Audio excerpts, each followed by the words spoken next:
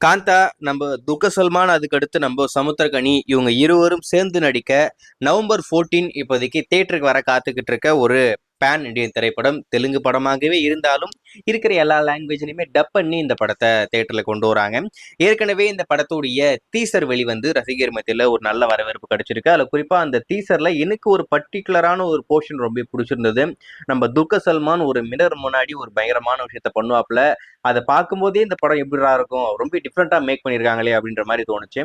அது மட்டும் இல்லாம இந்த படம் என்னதான் நவம்பர் 14 வரப்போகுது அப்படின்ற மாதிரி அபிஷியலா அனௌன்ஸ் பண்ணியிருந்தாலும், ஒரு நாள் முன்னாடி நவம்பர் 13ஆம் தேதி இந்த படத்தை வேர்ல்டு வைடு பேடு பிரீமியர் அப்படி சொல்லிட்டு நைட் ஷோ போடலாம் அப்படின்ற மாதிரி ஒரு பிளான் வச்சிருக்காங்க.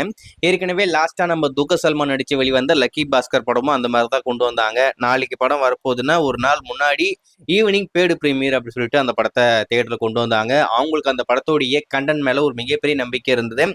அதனால ரிஸ்க் எடுத்து அந்த மாதிரி பண்ணாங்க. படமும் மிகப்பெரிய வெற்றி. அதே மாதிரி இந்த காந்தா திரைப்படமும் ரொம்ப பயங்கரமா வந்திருக்காமா. அதனால அந்த படத்துடைய டீமுமே அந்த மாதிரி தான் பிளான் பண்ணிக்கிட்டு இருக்காங்க. ஸோ வெயிட் பண்ணி பார்ப்போம் அதனுடைய அஃபிஷியல் அப்டேட் எப்போ வருது அப்படின்னு சொல்லிட்டு.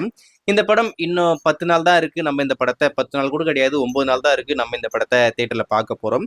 அதுக்கடுத்து இந்த படத்துடைய ட்ரைலர் எப்போ வரும் அப்படின்ற மாதிரி காத்துக்கிட்டு இருப்பீங்க. இப்போ அதனுடைய அஃபிஷியல் அப்டேட் நவம்பர் 6ஆம் தேதி நாளை மறுநாள் இந்த காந்தா திரைப்படத்துடைய அபிஷியல் ட்ரைலர் நம்மளுக்கு காத்துக்கிட்டு இருக்கு.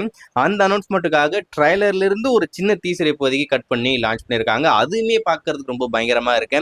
அதாவது துல்கர் சல்மான் அவர் ஒரு பக்கம் பயங்கரமா பண்ணுவாப்ல, இன்னொரு பக்கம் நம்ம சமுத்திரக்கனி அவர் ஒரு பக்கம் நல்லா பண்ணுவாப்ல. இப்போ இவங்க இருவரும் சேர்ந்து ஒரே படத்துல வர போறாங்க. அப்ப அந்த படம் எப்படி இருக்கும் நீங்களே யோசிச்சு பாருங்க.